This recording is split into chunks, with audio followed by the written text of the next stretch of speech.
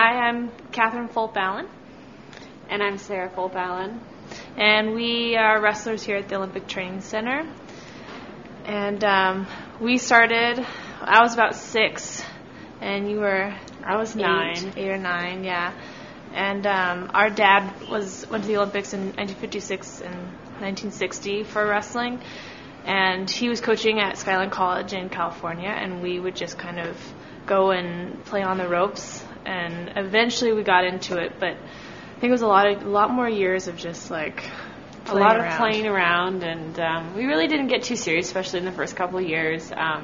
First couple of years was really like 2 or 3 real practices a year and 2 or 3 tournaments, and our dad really supported us and tried to get us to go to girls' competitions. So really, like, our first couple of years, we went to about 2 girls' competitions a year and maybe 2 like against the guys. Yeah, I remember it always felt like a really big deal to go to those competitions with the girls, because I think I would end up having like 1 or 2, and I'd always lose every time. Every time I would always lose. Surprisingly, because this was like 1996, there were quite a few girls, and we're from San Francisco, California. And, you know, we would get a couple matches in, surprisingly, you know, because women's wrestling was still just beginning at that time. I think it was still, like, really new for everybody in the community, because I remember one time I was really worried, because it was still new with, like, what we should wear and, like, what we should do. Oh, yeah, because when we first started, mostly our mom, she didn't really want us to go buy all the stuff. Wrestling's not that expensive of a sport, but like you still have to get your shoes and your singlet, and so we pretty much wore water shoes that we like duct taped to our feet because they would slip off so easy. And so we wore that for a lot of years. But I remember being really worried because one time Sara we were wearing like a boy's singlet or something, and you had a shirt under, and they were gonna make you take off the shirt under or something. No, like I don't really remember that story, but I was really like scared because I think it was just so new for everybody. Like, how do we deal with this? Like, the boys can't really wear shirts. Can the girls? Like, it was like kind of a mess for a while. Nobody knew what was going on. So later, like, we both wrestled at our junior high teams, and we had to wrestle boys all the way through in those. And it's like rarely we would see a girl in the junior high in our like local league. And it wasn't really until high school that there were a ton of tournaments that were provided for girls against girl competition. And from there, it kind of got really big, especially where we're from in California. Yeah. Sara wrestled the guys in high school. Yeah. And then I kind of, from her experiences, kind of decided I wouldn't wrestle any of the boys. And it was kind of tough. It was kind of tough because of expectations and them, and especially that team, that high school team. Our high school team valued us as like our wrestling skills that we had been developing from a young age, and our father who had, you know, the coaching experience and the level that he was bringing us to. So I think it was hard for them wanting us to wrestle against the guys on the varsity team, and us wanting to say, hey, you know, our career is bigger than just, you know, the high school season. We're looking forward to wrestling throughout our entire lives, you know.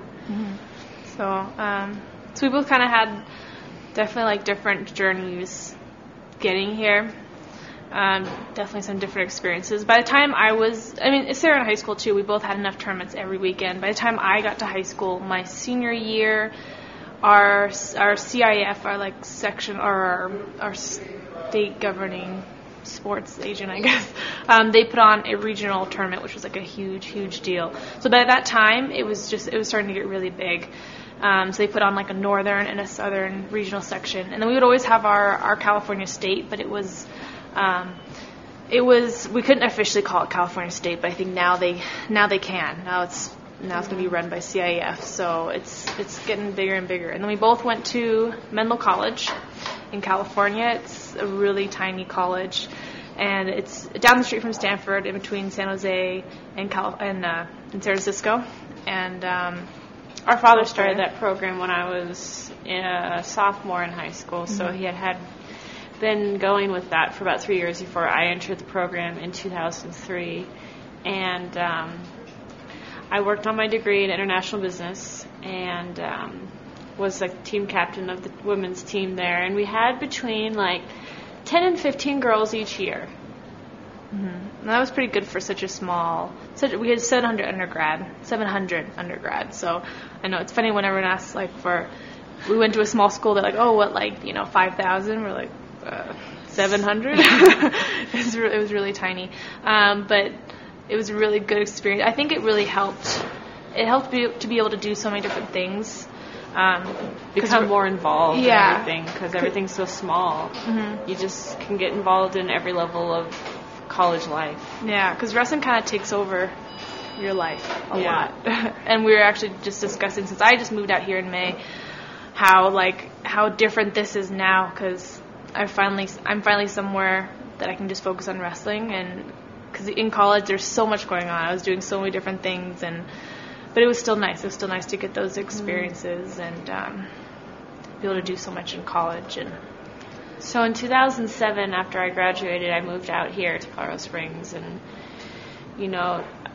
in 2004, while I was still in college, I tried out for the Olympic team, and I had been coming here to the Colorado Springs Olympic Training Center just about every summer, and a lot of winters and a lot of winter camps and spring break.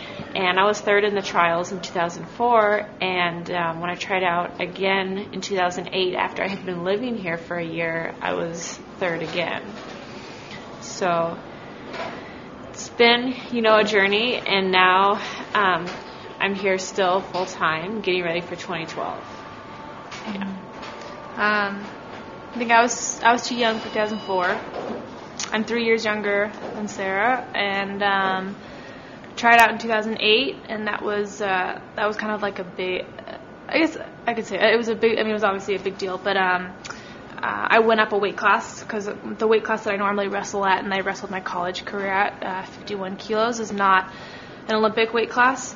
So it was kind of like a big experience wrestling a totally different group of women. And so I ended up winning 1, losing 2, but had a really good tournament. Had really close matches with a world team member. So it was a really good experience then. But now I think we're both really excited where we are now, and that we're finally actually together now, because everyone's always like, oh, you guys are always together, it's so nice. But I mean, we haven't really been together for years. I mean, even in college, we were she was a senior, I was a freshman. That was the only time we were together for college, and we were still kind of like a little bit in separate worlds then too. So this is the first time we've actually been able to be together and really trained together too. Mm-hmm. But I mean, even though we're not always trained together in the wrestling room, it's just kind of like a team effort, Mm-hmm. Yeah. So it's nice to have somebody to feed off of, and to have somebody who's kind of motivated in different parts. Like, hey, I'm working on this, and it's like, oh, okay, I'll do that too. You know what? Yeah, Mm-hmm. might as well. So that's really nice, because despite the fact that we're both very self-motivated, it's nice to have somebody who thinks about things in a different way. I mean, that's what everybody kind of does in general. I mean, that's why everyone they talk to their coaches and they mention something different. But it's nice to have somebody who's there Mm-hmm. often, where you can be like, oh, really? You think of it that way? Okay, or stuff like that. So with Thanksgiving coming up, I have to say that one of the things I'm really thankful for is having Katherine here finally in Colorado Springs Olympic Training Center, and also being fortunate enough to have a really supportive family. My mother and father come to my tournaments. They were in Phoenix with me 3 weeks ago, and then my father traveled up to Canada with me last week, and I have the opportunity, unlike some athletes who, have to train, or they don't have the funds to get home and be with their family for Thanksgiving. I have to say that's the biggest thing I'm thankful for, is to be able to get away a little while from training and go and be with my parents. Mm-hmm. Kind of the same thing that Sara's saying. I'm thankful to be here with her finally. It's been so many years of build up, till it's finally I'm here. When you coming. So it's great to be here, and for so many years I felt like we've kind of lived below our means, and to now be at this level and train at this level, and to be able to have those things, be able to go home and see our family, and that I'm really thankful for that. That we've kind of been able to work to this point, and now you get to like kind of reap the benefits in all degrees, and not just in athletics, but also being away and coming home. And so, for more updates on following us, you can go to teenusa.org, or you can visit our website, Fulp-Allen Wrestling.com, and we're also on Facebook and Twitter, and you can find us and check out our blogs and everything. So.